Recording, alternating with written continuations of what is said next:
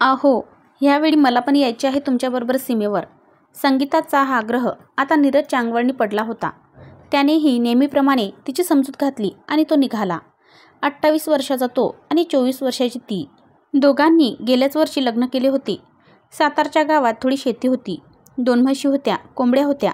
त्यामुळे अगदी श्रीमंत जरी नाही तरी सुखाने त्याचे लहानपण गेले होते.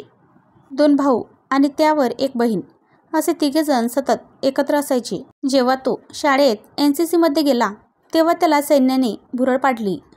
त्यांची शिकवण, धैर्य, शिस्त सगळे त्याला खूप आवडले. 9वीत असताना त्याच्या वडिलांना त्याचा निर्णय सांगितला आणि वडिलांना स्वर्ग 2 बोट उरला. कारण सातारची ही परंपरा होती की प्रत्येक घरातला एक तरी मुलगा देशाला अर्पण करणे. वडिलांनी त्याला प्रोत्साहन दिलेच, पण त्यांच्या अनुभवाने त्यांनी त्याला शिकवायला सुद्धा सुरुवात केली. सैन्यात सामील झाल्यावर तो भयंकर खुश झाला आणि तनामनाने देशाची सेवा करायला तयार झाला. पहिले वर्ष साधी पोस्टिंग, मग नंतर हळूहळू थोडी कठीण पोस्टिंग आणि मग सीमेवर. तिथेही त्याने पराक्रम गाजवला. गेल्या वर्षी तो घरी आला आणि घरच्यांनी संगीताचे स्थळ आधीच ठरवले होते. मामाची मुलगी होती ती, त्यामुळे काहीच अडचण न येता लग्न झाले. 15 दिवसात तो जेव्हा परत निघाला तेव्हा तिने त्याच्याकडे हट्ट धरला. दर 3 महिन्यांनी येत जाईन असे प्रॉमिस दिल्यावर तिने त्याला सोडले. आता 1.5 वर्ष होऊन गेले. अजूनही तिचा हा हट्ट चालूच असतो. यावेळी त्याने तिला जवळ घेत विचारले, का गं माझी बायती, तू येऊन काय करणार माझ्याबरोबर? काय म्हणजे? मी तुमच्या खाण्यापिण्याची काळजी घेईन.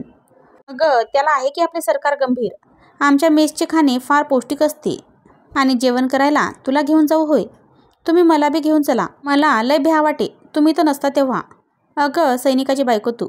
आमच्या घरातल्या लोकांच्या खंबीर आधाराने तर आम्ही तिथे उभे राहतो लढाईच्या मैदानावर.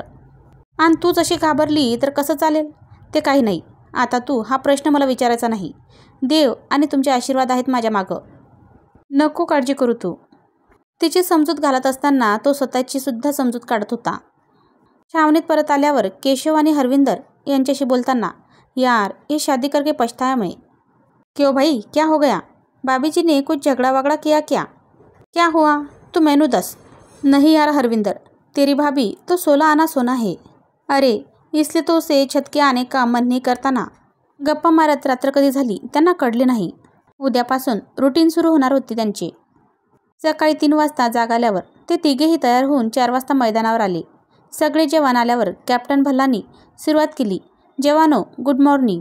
आज से हमें एक कठिन ट्रेनिंग पे जाना है. ये ट्रेनिंग तुम्हें इसलिए दी जा रही है कि तुम हिमालय के पर्वतों में अपना और अपने साथियों का ख्याल रख सको. महिनाभर अगदी कडक ट्रेनिंग. नंतर त्यांची पोस्टिंग सियाचीनला केली गेली. जायच्या अगोदर त्या 15 जणांच्या टीमला आपल्या माणसांशी बोलायची परवानगी दिली गेली. हॅलो आई बाबा कुठे आहेत? तुमच्या सगळ्यांशी बोलायचे आहे. अरे बाबा, बायकोशी बोलायचं आहे तर ते बोल ना. थांब, हां बोलावते तिला. Hello hello hello. अगं मी आहे. काय ऐकायला येईना वय? मुद्दाम छळत आहे तुम्ही, माहीत आहे मला. त्याचा जोरजोरात हसण्याचा आवाज ऐकून तिचे काळी सुपा एवढे झाले. काही न बोलता ती त्याचा आवाज कानात साठवत राहिली. अगं संगीता, ऐक ना. मी 3 महिन्याच्या पोस्टिंगवर सियाचीनला चाललो आहे. तिकडे मला तुमच्याशी बोलता येणार नाही. काही साधने नसणार. आठवड्यात एकदा जर खाली येता आले तर कदाचित फोन होईल. नाहीतर आता 3 महिन्यांनी बोलूया. आईबाबांची काळजी घे, तुझी पण काळजी घे. मामा मामींकडे जाऊन ये, म्हणजे मन रमल तुझं. काय म्हणतो आहे मी, ऐकतेस ना? अवं मला भ्या वाटे आहे. मी इकडं एकटी नाही राहणार. मला बी घेऊन चला की. अगं काय नेहमी वेड्यासारखी बोलतेस गं. इथे मी काय सांगतोय आणि तुझं काहीतरी भलतंच. रागावू नका ना. बरं मी नाही हट्ट करणार, पण तुम्हाला एक गोष्ट सांगायची आहे. Hello hello hello hello. Cut झाला वाटतं. उगीच ओरडलो आपण तिला. बिचारी लहान आहे, भोळी आहे, आपल्यावर जीवापाड प्रेम करते आहे म्हणून असे बोलली. रागवायची गरजच नव्हती. आता बघू, परत फोन लागला तर सॉरी बोलू तिला. सियाचीन वाटले तेवढे सोपे नव्हते. त्याचे सरासरी तापमान -15 इतके कमी असते आणि जरा बर्फाचे वादळ आले जे कधीही येऊ शकते तेव्हा हेच तापमान -57 इतके कमी होते. कितीही कपडे घातले तर ते कमीच असतात. दिवसभर बंकरमध्ये शेगडी चालू असते. तहान लागत नाही, पण थोड्या थोड्या वेळाने पाणी प्यावे लागते. तेही बर्फ पातेल्यात ठेवून गरम करायचा आणि मग ते पाणी प्यायचे. बंकरमध्ये थोडे तरी गरम असते, पण दर 1 तासाने बाहेर फेरी मारावी लागते. तेव्हा पायात काही असले तरी बर्फात पाय गुडघ्यापर्यंत बर्फात जातात. त्यामुळे पाय सतत दुखत राहतात. ओलं असल्यामुळे पाय कुसतात, शरीर बधीर होऊन जाते. कधीकधी खाण्यापिण्याचे ट्रंक बर्फाच्या वादळामुळे बंकरपर्यंत येऊ शकत नाहीत. तेव्हा कितीतरी दिवस उपाशी राहावे लागते किंवा जे काही थोडे खाणे असेल ते खाऊन दिवस काढावे लागतात. हे झाले शारीरिक त्रासाचे. पण 24 तास फक्त आणि फक्त बर्फ. आजूबाजूला फक्त पांढरा रंग. कोणी माणूस दिसत नाही, कसलीही चाहूल नाही. आणि जरा चाहूल लागली तर लगेच सावध होऊन बाहेर जाऊन फेरी मारावी लागते. सकाळचा बर्फ, दुपारचा उन्हातला बर्फ, रात्रीचा बर्फ यात इतका फरक असतो की आपले शरीर आणि बुद्धी हे सगळे ॲडजस्ट करेपर्यंत थकून जाते आणि मग फास व्हायला लागतात किंवा डिप्रेशन येते. त्यामुळे खूप कडक शारीरिक आणि मानसिक तयारीनंतरच इथे सैनिकांची पोस्टिंग होत असते. नीरज आणि त्याचे साथीदार या सगळ्या परिस्थितीत आनंदी राहायचा, एकमेकांना न सोडता एकत्र राहून जरा या सगळ्या परिस्थितीशी जोडून घेत होते. कधीकधी संध्याकाळी नीरजला संगीताची आठवण यायची. आपण तिच्यावर रागावलो होतो ही बोच त्याला जाणवायची. पण मग तो आपण भेटू तेव्हा तिचा राग काढू असे म्हणून स्वतःला समजवायचा. त्याने वरिष्ठांना सांगून ठेवले होते की मला आल्यावर 6 महिन्यांची सुट्टी हवी आहे आणि त्यांनीही ते मान्य केले होते. आज त्यांना 4 महिने झाले होते आणि अजूनही त्यांच्या बदलीची बातमी येत नव्हती. सगळे जरा कंटाळले होते, पण जबाबदारी म्हणून कोणी बोलून दाखवत नव्हते. पण आज सकाळपासून नीरजला संगीताची खूप आठवण येत होती. दिवसभर तो तिच्याच विचारात होता. रात्री तिच्या आठवणीत झोपल्यावर सकाळी तो एकदम शांत झाला होता. अचानक वादळाचे संकेत त्यांना मिळाले. गेल्या 2 महिन्यात अनेक छोटी मोठी वादळे येऊन गेली होती, पण हे जरा जास्त भयानक होते. सतत त्यांना संदेश मिळत होते. रात्रीपर्यंत वादळ थांबले नव्हते. तापमान -62 झाले होते. शरीर बधीर होऊन हातपाय हलतही नव्हते. सगळी बोटं कुजल्यासारखी झाली होती. गरम पाणी घेताना त्यांना जाणवायचे की किती नुकसान झाले आहे ते. नाहीतर बर्फामुळे दुःख, जखम, वेदना काहीही समजत नव्हते. 3 दिवस झाले तरी वादळ शमत नव्हते. बँकरमधील सगळ्यांनी आता उपाशी राहायची आणि जिवंत राहायची अशी दोन्हीही मनाची तयारी केली होती. 4था दिवस आणि सगळे वातावरण निवडले होते. पण वॉकी टॉकीवर संदेश मिळाला की खाणे घेऊन येणारा ट्रक बर्फात फसला आहे. त्यांच्या बंकरपासून 2 किलोमीटरवर आहे. 2 किलोमीटर आपल्याला कमी वाटत आहेत, पण बर्फातून तिथपर्यंत जाणे म्हणजे खरंच खूप कठीण होते. सर्वानुमते असे ठरले की आज वाट बघू, उद्या जाऊ. दुसऱ्या दिवशी परत संदेश मिळाला की बर्फात ट्रक रुतून खाली खाली जात आहे. ट्रक ड्रायव्हरचा जीव धोक्यात आहे. नीरज आणि हरविंदर आणि एक खानसामा असे 3 जण निघाले. जाताना मित्राचा निरोप घेऊनच निघाले, कारण परत येऊ की नाही ही त्यांची भीती आणि परत येऊ तेव्हा हे असतील का ही मित्रांसाठी भीती. त्या बंकरमध्ये ते 8 जण होते. त्यातले 2 जण जरा सिरियस होते. त्यांना श्वासोच्छवासाचा त्रास होत होता, पण वादळामुळे त्यांच्यापर्यंत कुणीही पोचू शकत नव्हते. कदाचित जेवण मॅगीचे सूप मिळाले तर त्यांच्या शरीराला उष्णता मिळून त्यांचे प्राण वाचू शकतात हे कळल्यामुळे त्या 3घांनी जीवावर उदार होऊन बाहेर जायचे ठरवले. बंकरच्या बाहेर पडल्यावर त्यांना हाळे गोठवणारी थंडी या वाक्याचा अर्थ कळला. खानसामा लगेचच कोसळला, पण त्याला तिथेच ठेवून ते दोघे पुढे निघाले. अचानक बर्फ एकदम वितळायला लागला. त्यांचे पाय त्यावरून घसरायला लागले. कसेबसे ते ट्रकपर्यंत पोचले. ट्रक ड्रायव्हर कसा तरी जिवंत होता. त्याला आधी बाहेर काढला आणि मग सामान काढायला सुरुवात केली. पण इतके सामान ते नेऊ शकणार नव्हते. त्यांनी शरीरात आत जॅकेटमध्ये जितकी मॅगीची पाकिटं घेता येतील तितकी घेतली, कारण ती हलकी होती आणि लगेच गरमी मिळाली असती. 3घांना जमेल तितकी पाकिटं आणि थोडे सामान घेऊन ते निघाले. ड्रायव्हर थोडे चालून बर्फात कोसळला. त्याला तिथेच टाकून ते दोघे निघाले. आपलीच माणसे अशी एक एक कोसळताना पाहणे, घशात आलेला आवंडा गिळण्यासाठी लाळ पण नाही. छाती भरून आली तरी तिला डोळ्यावाटे बाहेर पडायला जमत नाही. सगळे कसे बर्फासारखे थंड टणक. नीरजला वाटते की आपल्या गोठलेल्या भावनांना पण ऊन मिळाले की असा स्फोट होऊन बाहेर पडतील. हरविंदरच्या खुनांनी त्याला कळले की बंकरजवळ आला आहे. कसेबसे त्यांनी आत पाऊल टाकले. सगळे सामान उतरवून त्यांनी गॅस पेटवायचा प्रयत्न केला. खूप वेळानंतर इंधन मिळाल्यामुळे गॅस पेटला. बर्फ टाकून त्यात गरम करत ठेवला व मॅगीची पाकिटं एकामागोमाग एक त्यात टाकली. कितीतरी दिवसांनी त्यांना खायला मिळत होतं. उष्णता मिळाली होती. त्यांना जरा बरं वाटायला लागले, पण अजूनही बर्फ होताच दारात आडवा. प्रत्येक वेळी बाहेर जाताना आधी बर्फ फोडावा लागायचा आणि मग बाहेर पडता यायचे. 2 दिवसानंतर त्यांची मॅगी कमी व्हायला लागल्यावर त्यांना लक्षात आले की ड्रायव्हरच्याकडे अजून मॅगीची पाकिट आहेत, पण बाहेर जाण्याची कुणाचीही तयारी नव्हती. आज 10वा दिवस होता. गॅससुद्धा सारखा पेटवून ठेवता येत नव्हता, कारण बर्फ वितळायला वेळ लागे. इंधन संपले तर परत नवे संकट उभे राहील. थंडीत जणू काही त्यांचे शब्दही कोटलेले होते. त्यामुळे बोलण्याचे श्रम न घेता ते आपली एनर्जी वाचवत होते. पण तिसऱ्या दिवशी जरा ऊन आले, सूर्याचे दर्शन झाले. आज 14 दिवसानंतर त्यांना सूर्यदर्शन झाले होते. ते सुखावले. नीरज म्हणाला, मी बाहेर जाऊन ड्रायव्हरचा शोध घेतो आणि मॅगी पण आणतो. जरा थोडी ताकद आल्यावर मग आपण ट्रकचा शोध घेऊ, म्हणजे बाकीचे सामान आणता येईल. सगळ्यांनी माना हलवल्या. नीरज बाहेर गेला आणि 14 दिवसांच्या अंधारानंतर एकदम सूर्याचा प्रकाश त्याला सहन झाला नाही. बाहेर बर्फावर त्याची किरण पडून ती आणखी चमकत होती. अशा वादळानंतर डोळ्यावर गॉगल घालून बाहेर यायचे असते, ज्यामुळे डोळ्यांना इजा होत नाही. हे तो उत्साहाच्या भरात विसरला.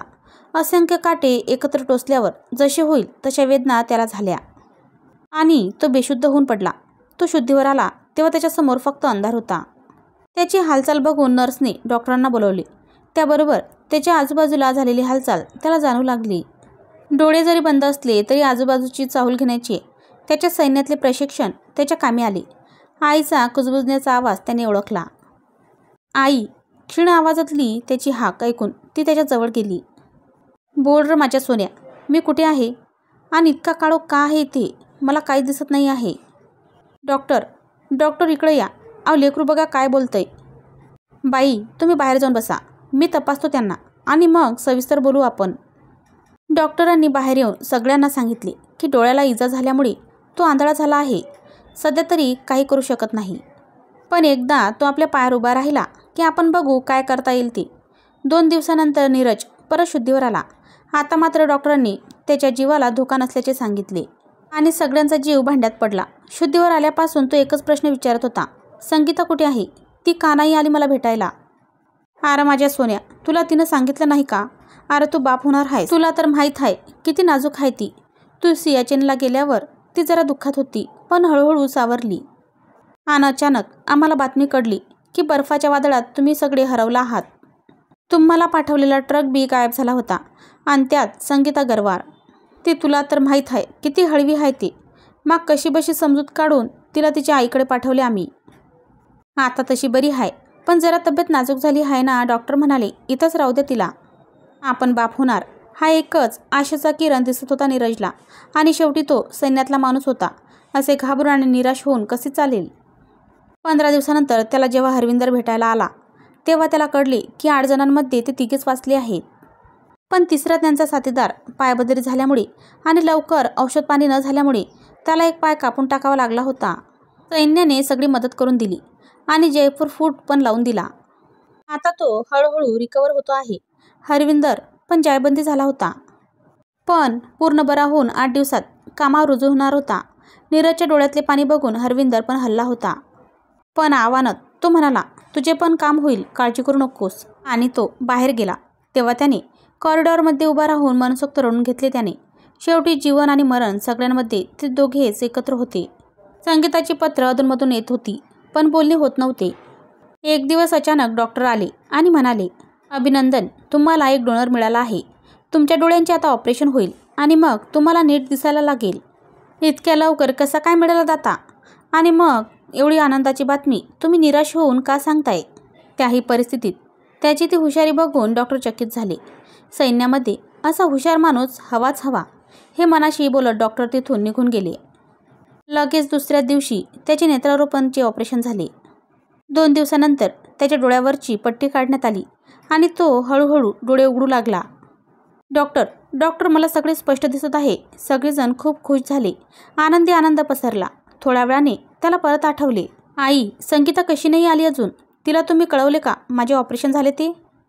नाहीतर आपण सगळे मामांकडे जाऊ आणि तिला सरप्राईज देऊ. चल. थांब नीरज, जरा शांत हो. आईबाबांना बोलायचे आहे तुझ्याशी. कुठेतरी आत तुटले त्याच्या. काहीतरी वाईट घडले आहे, पण काय? माझे बाळ, नाही, नको देवा, इतका निष्ठुर होऊ नकोस तू. माझी संगीता खूप नाजूक आहे, तिला हा धक्का सहन होणार नाही. डोळे मिटून थरथरत्या पायाने तो पलंगावर बसला. त्याची बहीण त्याच्या जवळ येऊन बसली. बाबा आई समोर खुर्चीवर बसली. नीरज, तू कणखर आहेस, तुझा तोल जाऊ देऊ नकोस. परिस्थिती समजून घे. तुमच्या सगळ्यांच्या हरवण्याची बातमी जेव्हा आम्हाला आली तेव्हा संगीता 3 महिन्यांची गरोदर होती. आधी आम्ही थांबलो, तिला काही कळवले नाही. पण नंतर 8 दिवसांनी आम्हाला निर्वाणीचा निरोप आला की त्यांचा काही थांगपत्ता मिळत नाही आहे. त्यामुळे आमचा नाईलाज झाला. तिला मामाकडे घेऊन गेलो आणि सगळ्यांनी मिळून तिला सांगितले. ऐकल्यावर ती एकदम बेशुद्ध पडली. हॉस्पिटलमध्ये डॉक्टरांनी सांगितले की तिची प्रकृती खूप नाजूक झाली आहे. बाळाच्या जीवाला धोका निर्माण झाला आहे. खूप प्रयत्न करूनसुद्धा बाळाला ते वाचू शकले नाही. संगीता जणू दगड बनली होती. काही बोलत नव्हती, खात नव्हती. सारखी एकच प्रश्न विचारायची. हे आले तर मी त्यांना काय उत्तर देऊ? माझ्यावर ते आधीच रागावले आहेत. आता आणखी चिडतील. डोळ्यातले न थांबणारे अश्रू वाहत होते. आणि नीरज ते थांबवण्याचा प्रयत्नही करत नव्हता. आणि मग तुम्ही सगळे मिळाल्याची बातमी आली. आम्ही सगळे परत खुश झालो. सगळे तुझ्या येण्याकडे डोळे लावून बसलो. हळूहळू संगीताही सावरत होती. पण तुला हॉस्पिटलमध्ये बघून तिला परत धक्का बसला. तुझे डोळे गेले हे कळल्यावर मात्र ती अगदी शांतपणे आत गेली. देवासमोर बसली आणि मग उठून म्हणाली, मी आत जाऊन पडते. सकाळी उठवायला गेलो तर ती गेली होती. जाण्याआधी ही चिठ्ठी लिहून गेली. त्याच्या हातात चिठ्ठी देऊन आई, बाबा, बहीण सगळे बाहेर गेले. अहो, राग गेला ना माझ्यावरचा? मला ना तुम्हाला सोडून राहायला आवडत नव्हते हो. आणि आपला सहवास तरी कुठे जास्त झाला होता. पण तुमच्या माघारी मी घर, माणसे, तुमचे बाळ, हो आपले बाळ. त्या दिवशी मी तेच सांगायचं प्रयत्न करत होते. पण आपले भांडण झाले आणि मला सुचलेच नाही. मग तुम्ही परत भेटला नाही. तुम्हाला दिलेले वचन मी पाळले नाही. मला माफ कराल ना? पण त्या दिवशी तुमच्या डोळ्यांविषयी ऐकले आणि मी ठरवले, आता आपण वेगळे व्हायचे नाही, कायम एकत्र राहायचे. माझी आस तुम्हाला पाहण्याची होती. श्वास तुमच्यासाठी जपून ठेवला होता. त्यामुळे तुम्ही बरे झालात, पण डोळे नाही. हे ऐकून मी देवाला सर्वस्व अर्पण करून मागणी मागितली. आता मी जाईन, पण माझे डोळे मी तुम्हाला देऊन जाते. त्यामुळे आपण कायम एकत्र राहू. आणि लढाईवर गेल्यावर तुम्ही काय करता तेही मला कळेल. माफ कराल ना मला? तुमची बायको खंबीर नव्हती, पण जिद्दी होती. म्हणून आता कायम तुमच्याबरोबर राहणार. 2 महिन्यानंतर बॉर्डरवर हरविंदरबरोबर उभा असताना तो मनात म्हणाला, संगीता बघ, तू आणि मी मिळून परत एकदा देशाची सेवा करायला तयार झालो आहोत. तुझ्या आयुष्यातला निराशेचा काळोख आणि माझ्या नजरेतला काळोख एकत्र आल्यामुळे कधीही न संपणारा एक प्रकाशाचा किरण तयार झाला आहे. आणि तो मी कधीही संपू देणार नाही. हा माझा शब्द आहे तुला. डोळ्यातून एक अश्रू अचानक त्याच्या गालावर पडला आणि त्याला वाटले, संगीता आपल्या गालावर हात ठेवून थँक्यू म्हणत आहे. मित्रमैत्रिणींनो, कथा आवडली तर चॅनलला लाईक करा, शेअर करा आणि आपल्या चॅनलला सबस्क्राईब केलं नसेल तर सबस्क्राईब करा. धन्यवाद.